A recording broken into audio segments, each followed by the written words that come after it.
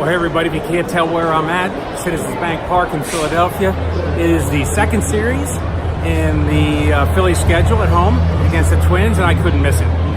Really looking forward to just giving you all a shout out from one of my favorite places in the world, and that's to be somewhere near baseball.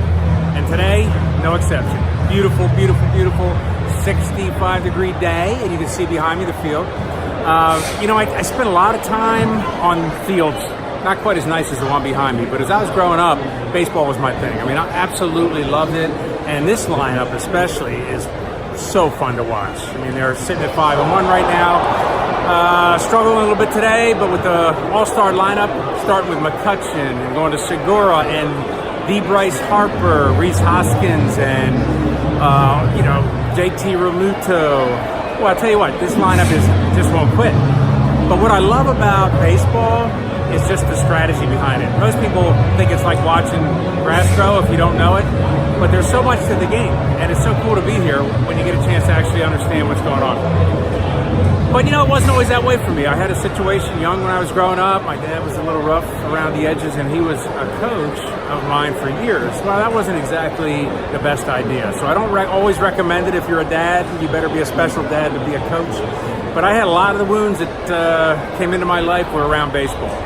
One in particular that I can remember as I was a youngster playing Babe Ruth baseball was between my freshman and sophomore year of college. I played in high school and college, small D3 school, but loved doing it, and I was decent at it. So I hit third in the lineup, usually sometimes fourth. This particular day that I'm going to refer to was one of those epic situations. If you're a ball player, you understand how amazing it is when you can show up and just have a game of your life, and that's what happened in my case. Not only did I pitch that day, which I pitched and played first a lot, but I also hit the ball pretty well.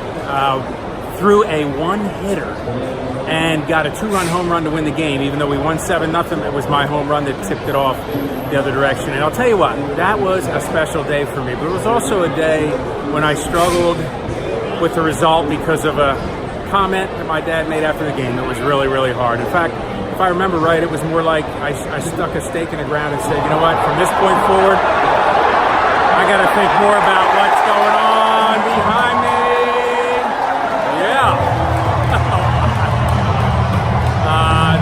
Home run, score, something.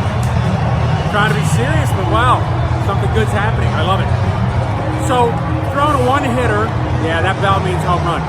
Throwing a one-hitter, and then getting the hit that knocked in the winning run was one of those days you dream about.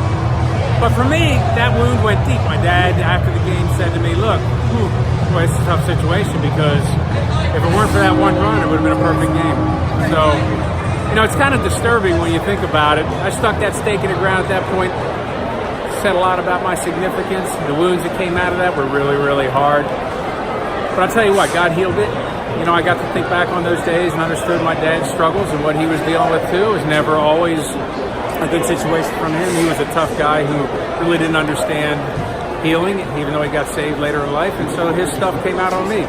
Forgive him for it, not a big deal, but it said a lot about who I was, and it really changed how my life played out for a lot of years in the future, especially around this idea of identity and just seeking out answers for whether I really was significant, because, I had to prove something.